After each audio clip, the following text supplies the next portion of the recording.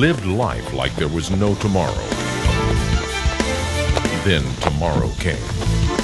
On the run and hunted.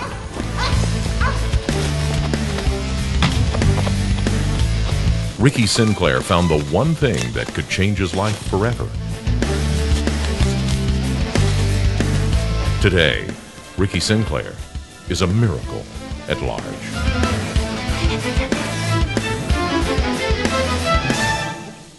It was the summer of 1987, and Ricky Sinclair's luck had finally run out. A life of drugs and alcohol and a string of felony arrests had finally caught up with him. Ricky Sinclair, drug dealer, was on his way to prison for a very long time. I was scared to death, first of all. They were talking about giving me a life sentence in Angola. They had got a warrant for Ricky's arrest, and everybody had been looking for Ricky. And when Ricky came to the jail, they brought him in, and there was another guy working with me. They set $1 million bond on me, so it had just, all hope had, it was despair. There was no way that I could bond out then. And all of a sudden I heard this big noise hit the door. Bam! He started hollering, "Hey, hey, hey, where are you going?" I thought to myself in my mind, I'll show you where I'm going. I'm going home. And when I looked up, Ricky Sinclair had hit the woods, so I began to chase Ricky. And across that field I ran over the fence. They had a graveyard out there and a fence, and I just hurdled the fence. That's where Ernest James had problems. I was a pretty fast guy, and Ricky said it was because I had cowboy boots on I didn't catch him, but I think it was because he had that motivation up to get out of the way of the police. I was dying, out of breath, and I thought to myself, you know, I wish I wouldn't have escaped. I wish I could just hold my hands up and say, "Everybody turn your head. I was teasing," and I would just get right back into the jail cell and we'd act like nothing ever happened. And 56 days later, they brought Ricky into the sheriff's department, and Ricky was placed in detox. They was watching him. He had lost a lot of weight. His face was hairy. He looked like a wolf man. And I began to share the word with Ricky, and Ricky asked a question and says, "How can you not hate me when I could have got your job?"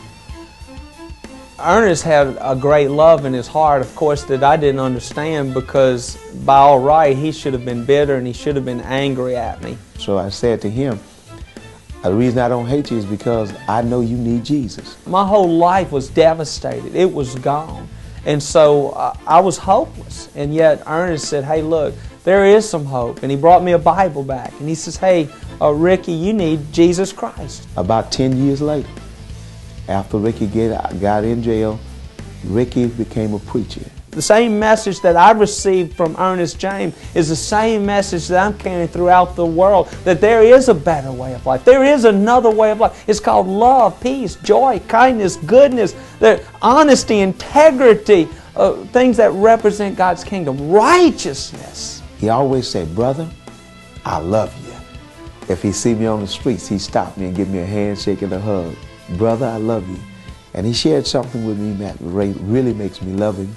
He says, "Ernest, whatever I got, you can have a part of." It was a miracle that Ricky Sinclair survived those 56 days in the woods. It was another miracle that Ernest James loved Ricky and ministered to him in jail. And it was an even greater miracle that a judge and ultimately the parole board gave Ricky Sinclair another chance. It's a message Ricky Sinclair takes to prisons, schools, and churches across the country, to street corners, neighborhoods, and housing projects. A message of hope and redemption, that God can make a miracle in all of us. But Ricky's one guy that he's colorblind. When he preach, he don't think about color. He just think about a soul being saved. And this is where me and Ricky came into contact. We both love the same God, and we preach the same gospel. He can reach kids where I can't. I'll go to some function, and here I am, I'm a judge, and the kids don't identify with me. But when they see the pictures of Ricky Sinclair before and after, kids really identify with Ricky, and he has that effervescent personality that you want to listen to him, and you're just captivated by what he says. The kids can blow you off if they can say, "You don't know what it's like to be me." Well, Ricky does know what it's like to be them. He was them.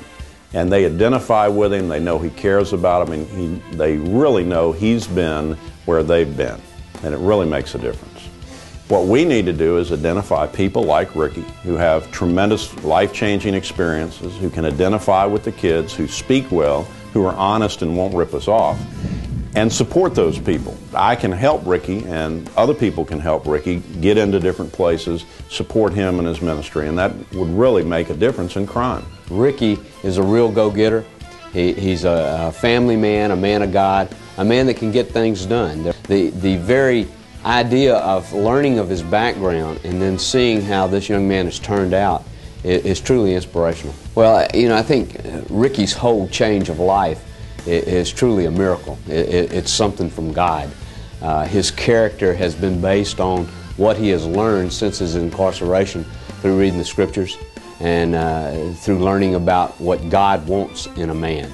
And I think he exemplifies that, and to me, he is a true way of changing an incarcerated individual's life into a godly man, and I think he exemplifies that. I think Ricky will have a tremendously positive impact on the youth and the adults of this state. We at Sinclair World Ministries desperately need your help. Our vision is to reach millions of souls throughout the world. In order for us to be able to do that, we need your help.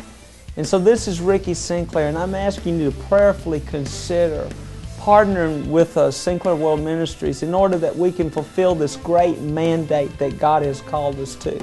And as a result of you supporting us and reaching out to us, together we'll be able to change this world through the life-changing power of Jesus Christ. We want to thank you, and we love you, and we bless you, and appreciate your support.